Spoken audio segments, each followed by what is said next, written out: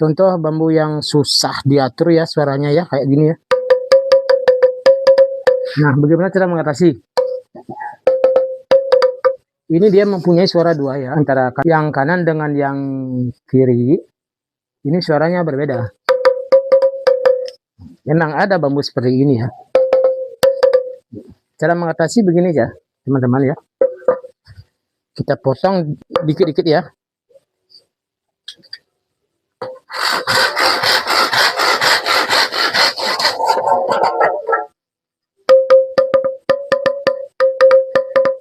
Di bagian kiri ini sudah mulai keluar suaranya ya.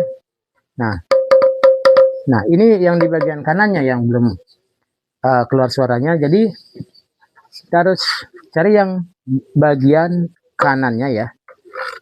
Cari bagian kanan, raut dikit-dikit ya.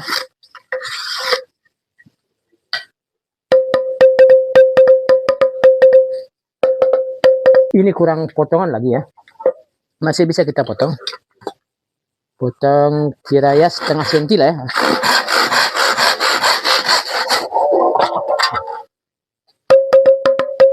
Masih tinggi yang di bagian kanan ya, kita raut dikit demi sedikit ya yang di bagian kanan ya.